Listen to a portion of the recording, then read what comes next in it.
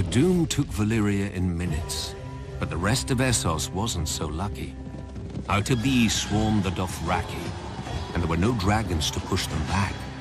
The Dothraki tide slammed first into the Sarnori, who called themselves the Tall Men, and whose ancient kingdom dominated the grasslands of Essos.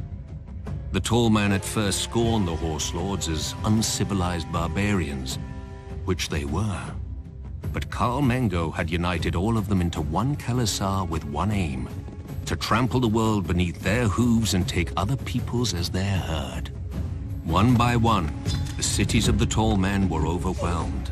Still, they wouldn't unite against the Dothraki. Many didn't believe the tales of the rare survivors. No army could move so fast or strike so quickly. They didn't know that the Dothraki live in the saddle and have such command over their horses that they seem to have 4 legs, not 2. Where most archers fire from foot, the Dothraki fire from horseback. Charging or retreating, it makes no matter, they are just as deadly. But the Dothraki prefer close combat, howling for blood as they ride down their enemies with their araks, and there were so many of them. When Khal Mengo's son, Khal Moro, laid waste to the waterfall city of Sathar, renaming it the Place of Wailing Children, the Tall Men finally realized their peril.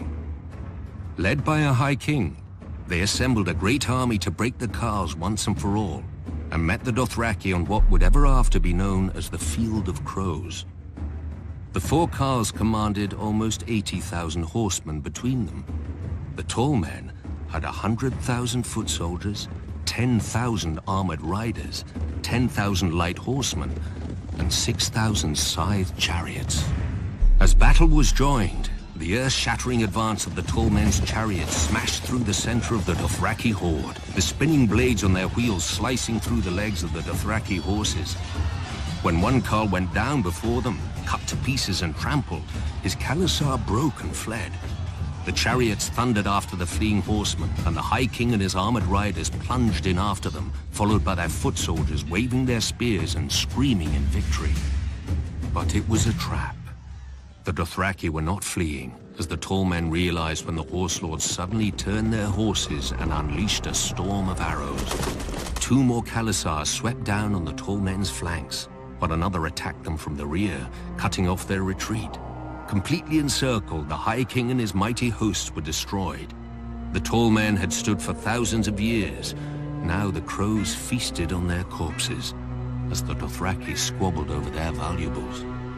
The common wisdom is that the Dothraki tide finally broke upon the spears of the Unsullied at Quohor, saving Essos from the horselords. In truth, the days when the Dothraki could threaten the entire world had already passed. The great Khalasar forged by Khal Mengo had splintered into a dozen hordes after the death of the last great Khal, and the riders had resumed their petty feuds. The grasslands of Essos are now called the Dothraki Sea, but no more nations drown in it.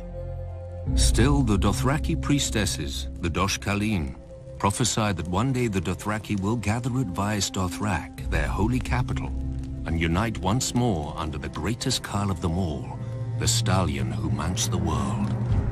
He will lead their people to the ends of the earth and grind all nations to dust beneath them. I knew a Khaleesi who the priestesses said would give birth to this stallion. She didn't.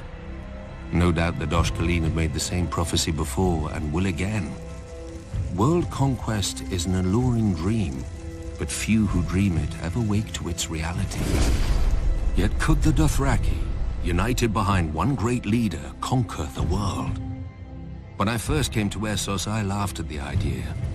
But now, most armies are either sellswords, paid to fight, who often refuse to die, or peasants called up from the fields and hovels.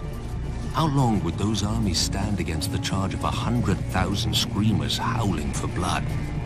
How well would boiled leather jerkins and mailed shirts protect them when the arrows fall like rain?